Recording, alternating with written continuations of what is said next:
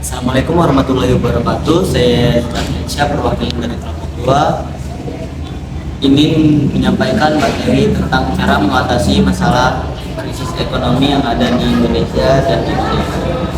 Yang materi pertama akan dibacakan oleh saya, Anissa Rama. Masalah ekonomi adalah masalah yang muncul ketika keinginan dan kebutuhan melebihi sumber daya yang tersedia. Orang yang memiliki keinginan dan kebutuhan yang tidak dapat memenuhi kebutuhan tersebut, maka masalah ekonomi akan muncul di sana. Upaya mengatasi krisis ekonomi di Indonesia ada 6 upaya. Yang pertama, stimulus ekonomi. Stimulus ekonomi ini meliputi berbagai kebijakan fiskal seperti pengurangan pajak pada sektor tertentu, insentif investasi, dan pengurangan pengeluaran pemerintah untuk biaya yang lebih besar seperti proyek-proyek infrastruktur. Tujuan dari stimulus ini adalah untuk meningkatkan aktivitas ekonomi dan meningkatkan daya beli masyarakat. Reformasi struktural meliputi beberapa upaya, yaitu untuk penyederhanaan regulasi, percepatan perizinan usaha, dan reformasi sektor energi, pertanian, dan ketenaga kerjaan.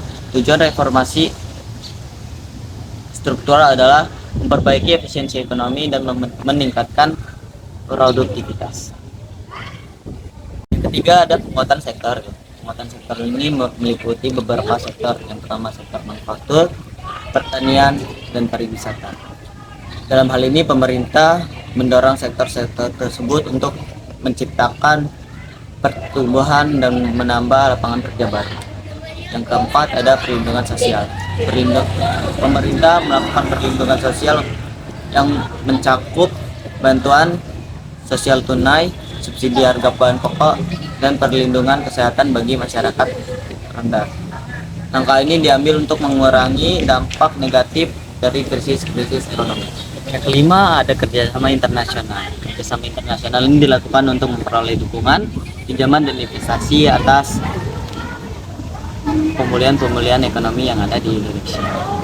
Hal ini juga Indonesia ikut dalam forum-forum regional dan global yang membahas masalah ekonomi dan keuangan global. Yang keenam ada pendekatan berkelanjutan.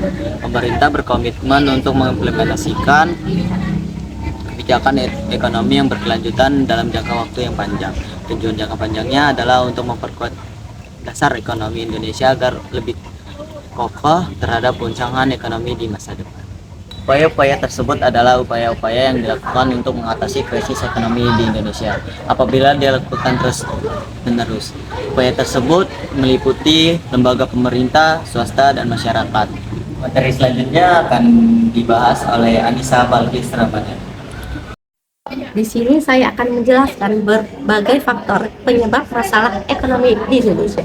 Yang pertama, ada rendahnya pertumbuhan ekonomi di Indonesia. Pertumbuhan ekonomi di suatu negara merupakan suatu indikator untuk mengukur keberhasilan dari negara tersebut. Yang kedua, ada kemiskinan. Kemiskinan adalah suatu kondisi masyarakat di mana masyarakat tersebut tidak bisa memenuhi kebutuhannya seperti kebutuhan pangan, sandang, papan, pakaian, pendidikan, atau kesehatan. Yang ketiga ada pengangguran. Pengangguran diartikan sebagai orang yang tidak bekerja. Keempat ada kesenjangan penghasilan. Penghasilan bisa digunakan masyarakat untuk memenuhi kebutuhannya. Kelima ada inflasi. Menurut BPS, inflasi di Indonesia mencapai 3,79%. Keenam ada utang luar negeri. Indonesia memiliki utang luar negeri yang sangat cukup besar, mencapai 100 miliar dolar. Indonesia merupakan negara dengan utang luar negeri terbesar ketiga di dunia setelah Brazil dan Meksiko. Ketujuh ada defisit anggaran. Defisit adalah ketika anggaran belanja lebih besar daripada anggaran pendapatan. Kedelapan ada korupsi. Korupsi di negara kita masihlah sangat serius, di mana di setiap sektor pasti ada korupsi dan suapnya. Kesembilan ada masalah pangan. Kegagalan pemerintah dalam mengendalikan masalah pangan di Indonesia masih sangat cukup sulit karena terutama di komoditas pokok. Kesepuluh ada penguasaan iptek yang kurang. Penguasaan ilmu pengetahuan dan teknologi di Indonesia masihlah sangat kurang. Materi berikutnya akan disampaikan oleh Anissa Fitria. Terdapat 4 sistem cara mengatasi masalah ekonomi. Yang pertama, sistem ekonomi tradisional. Sistem ekonomi tradisional adalah sistem ekonomi berdasarkan adat istiadat, sejarah, dan kepercayaan turun-temurun. Contohnya, seperti orang tua yang bekerja sebagai petani, anaknya pun bekerja sebagai petani. Yang kedua, ada sistem ekonomi terpusat. Sistem ekonomi terpusat adalah sistem ekonomi di mana seluruh kebijakan perekonomiannya dikuasai oleh pemerintah. Yang ketiga, ada sistem ekonomi pasar. Sistem ekonomi pasar adalah sistem ekonomi berdasarkan produksi dan distribusi barang dan jasa berlangsung melalui mekanisme pasar bebas berdasarkan harga bebas. Tidak seperti negara yang perekonomiannya direncanakan. Yang keempat, ada sistem ekonomi campuran.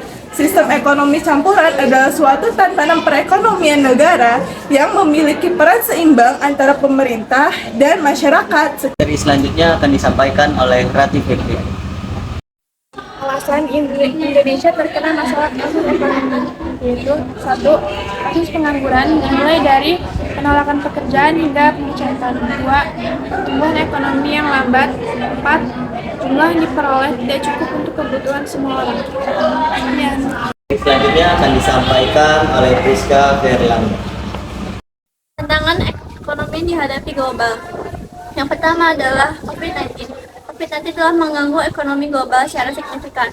Di antaranya adalah pembatasan perjalanan, lockdown, dan penutupan bisnis yang telah mengakibatkan penurunan produksi, penurunan permintaan, dan tingginya tingkat pengangguran.